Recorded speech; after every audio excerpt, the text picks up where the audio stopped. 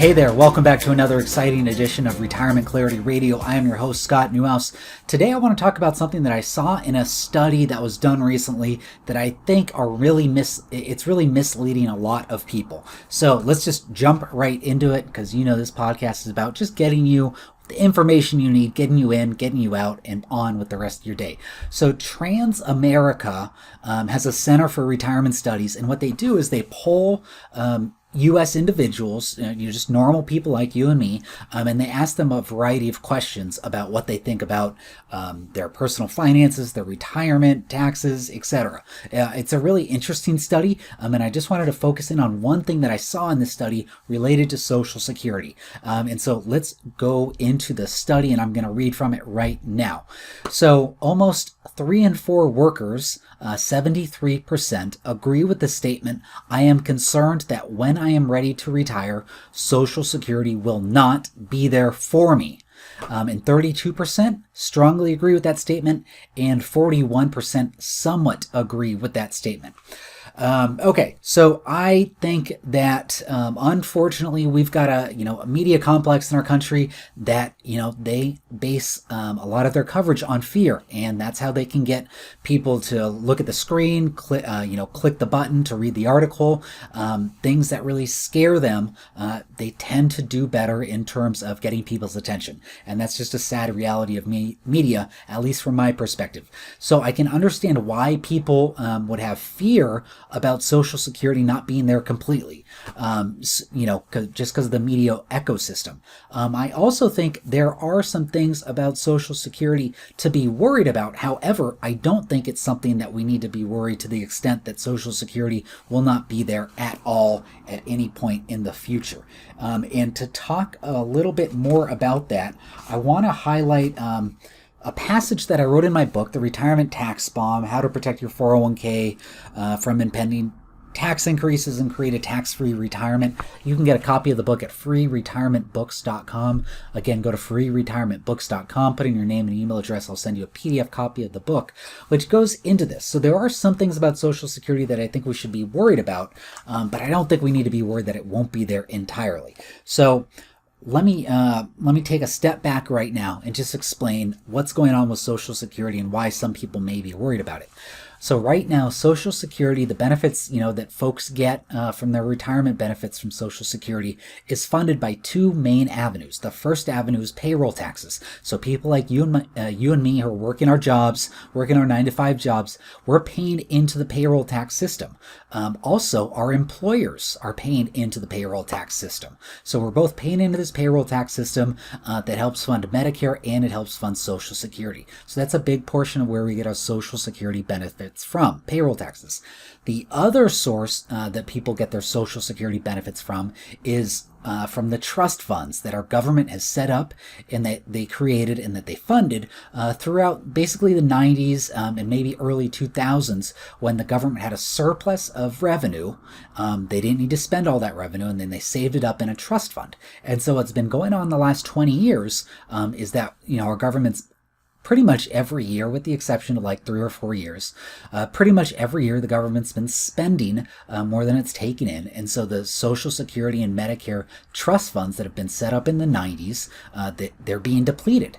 And so right now we don't have enough workers to pay all of the payroll taxes to fund 100% of the Social Security and Medicare benefits that we need to fund. And so what the government's done is they say, hey, most of this we're going to fund, most of the Medicare and Social Security benefits we're going to fund with payroll taxes, but the remaining portion that payroll taxes don't cover, we're going to use our trust funds and deplete those trust funds to pay out 100% of the benefits for both of those systems. So with that segue, let me read a passage from my book. We have a huge problem. Since we've been using the money in the trust fund for many years, we're actually depleting the amount in each fund. And soon, within the next 10 to 15 years, both trust funds will be completely depleted. This is a huge problem. As I mentioned, payroll taxes can't currently fund both programs, and it's only going to get worse since we don't have enough workers paying into the system. By the time that each trust fund runs out, payroll taxes will only account for 75% of Social Security benefits and 90% of Medicare benefits. And so, you know what? I closed that too soon. Let me make this one last point from my book. So the government is going to have two options to address this problem.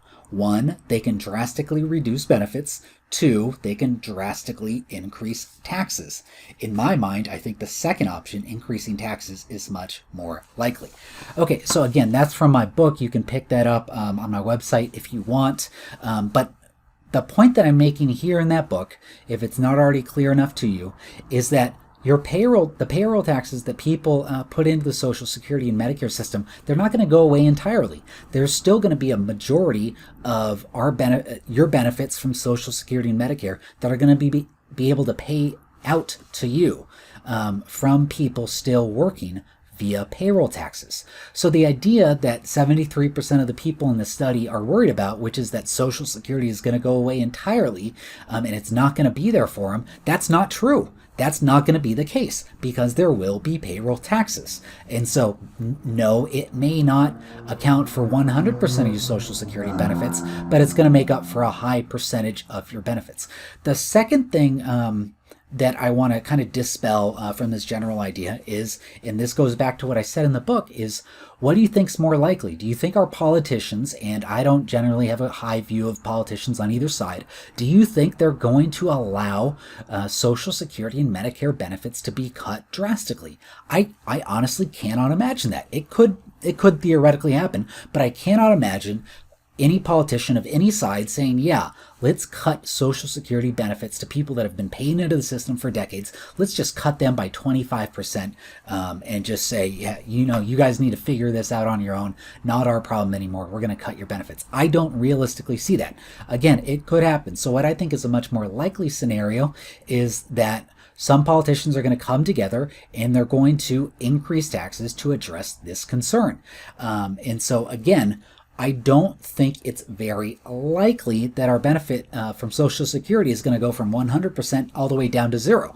Is there a chance that there could be some kind of benefit cut? Yes, but in that case, you still would get a benefit paid out via payroll taxes. And then I also really just think that our politicians are not going to look at, the demographics of people 16 over who have the highest percentage of they're the people that vote the most. The people that vote in the highest percentage are people 16 up. And so they know if they cut benefits drastically, they're going to get kicked out of office. And so I'm just thinking realistically in terms of what these politicians are going to do. I think they're going to cover their own butt, and they're going to make sure anyone close to retirement, in retirement, is not going to experience some kind of drastic Social Security benefits cut because it's not in their best interest. So let's go to action tips for this week. And again, the main point that I saw in this study is that 73% of people think that Social Security will not be there for them. I don't think that's founded based on data and based on reality, as well as, educated assumptions about what's going to happen in the future. I do think if you want to take an action step, when you're mapping out your retirement plan and you're running all the retirement numbers for your own retirement plan, I do think it could be appropriate for you to say, what if we assume that we're only going to get 75% of our Social Security benefits?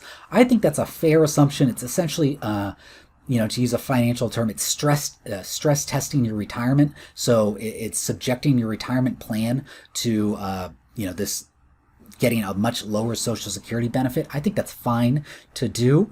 The other action tip that you could take in place is, how do you position yourself for future tax increases? Because as I have said before, excuse the stuttering, as I've said before, I think it's much more likely that we're going to have higher taxes in the future than politicians drastically cutting benefits. And so you might want to consider, can I take some steps today and in the next few years to take advantage of tax rates now, so that if tax rates go up in the future, I'm not hit too much. So those are my three main takeaways from this episode. One, I think Social Security will be there for you, and I just don't think it's going to go to zero. So I think Social Security is going to be there for you. Two, if you want to stress test your retirement and assume you're only going to get 75% of your Social Security benefits, I think that's fine. Although I do think I I don't want to say confident, but I think there's a decent chance that you're going to get 100% of your Social Security benefits just because of how our politicians work and how they're incentivized. And then my third action plan is that if you agree with me, you think taxes are going to go up at some point, then you can look at strategies to mitigate what's going to happen to you if taxes do rise in the future. Again, I go into a lot of this in my book, which you can get at freeretirementbooks.com. So that's all I've got for this week. Hope you're all doing well. Have a great week. I'll see you next time. Bye. Thanks again for listening. As a reminder, you should consult with a financial advisor familiar with the specific circumstances of your unique financial situation before making any financial decisions. Nothing in this podcast is a solicitation for the sale or purchase of any securities. Any mentions of rate of return are hypothetical in nature and not a guarantee of future returns.